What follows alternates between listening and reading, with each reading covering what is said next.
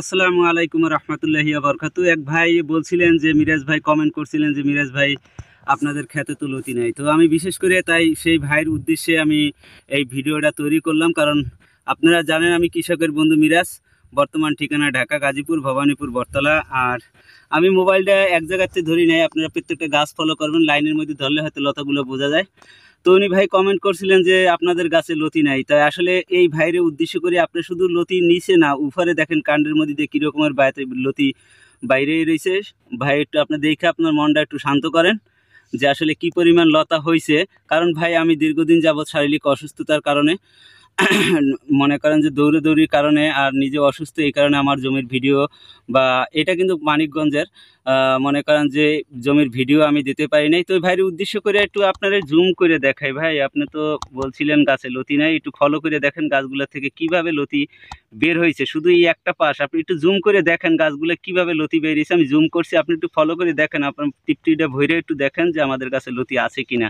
তো যাই হোক, বিশেষ করে আমি একটু এই পাশটা একটু আপনাদেরকে দেখাবার চেষ্টা করব যে আসলে লতি গাছে আছে কি নাই, এই বিষয়টা একটু তথ্যটা তুলে ধরলাম। এই পাশ দিয়ে দেখেন একটু এই কাছের গাছটা একটু জুম করে দেখাই। দেখেন এই কাছের গাছটার থেকে কতগুলো লতি বেরোইছে, এবং কি জুম করে একটু আপনাদেরকে এই দিকটা একটু দেখাই যে কি পরিমাণে লতা আছে। একটু আপনি দেখেন ভাই, আপনার মনটা ভরে দেখেন। আপনি বারবার কমেন্ট করেন যে আমাদের গাছে লতা নাই, কিন্তু লতা আছে না আছে একটু এটা একটু প্রমাণ করে দিলাম। আর এদিকে একটু দেখেন যে প্রত্যেক গাছের মধ্যে আমি লাইনে ধরলে লতা দেখা যায়, কিন্তু গাছের ভিতরে কিভাবে লতা আছে সেই জিনিসটা একটু ফলো করে দেখেন আপনারা।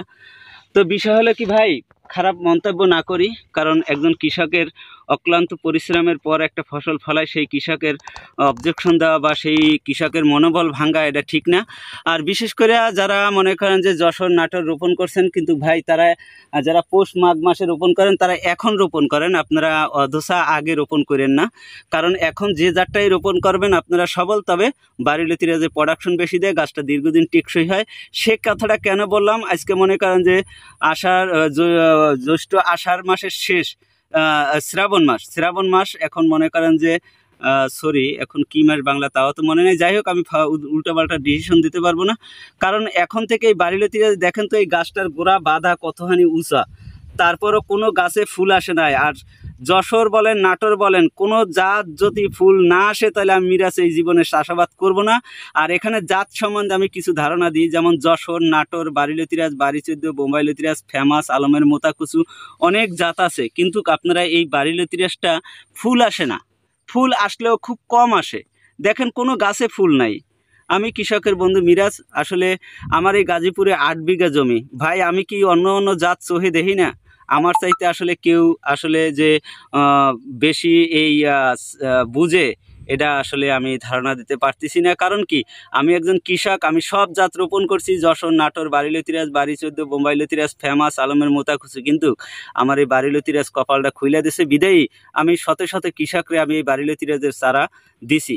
তো প্রিয় দর্শক, আমি যদি একটু সম্পূর্ণ জমিটা দেখাই, দেখেন এই গাছগুলা, এটা হইলে মানিকগঞ্জ সিঙ্গারের এই ভিডিওটা আমি করতে আসলাম মনে করেন যে আপনাকেও দেখাবার স্বার্থে, বা আমি যে এই সিঙ্গারে আসছি, বা আমার অনেক ভিডিও আছে, দেখেন অনেক জায়গায় যাই আমি ভিডিও করি। ভাই আমার জাত খারাপ হইলে আমি ভিডিও করতাম। আর জাত কি, মনে করেন যে অভিজ্ঞ কৃষক না হইলে আপনি সফলতা কখনো পাবেন না। আপনি অরিজিনাল কৃষকের কাছ থেকে চারা নিতে হবে। এই টুটাফাটা কৃষকের যাদের চারা দিই তাদের কাছ থেকে অনেকে চারা নিয়ে মনে করেন চারা রোপণ করেন, পরামর্শ দিতে পারে না, কিন্তু আপনারা লতি ফুটাইতে পারেন না। লতি ফুটানটা এত মোহের কথা না, লতি ফুটাইতে হলে অবশ্যই একজন কৃষকের স্বনপূর্ণ হতে হবে। তো প্রিয় দর্শক, এই হলে মানিকগঞ্জের দৃশ্যটা আপনাদেরকে দেখাবার চেষ্টা করলাম।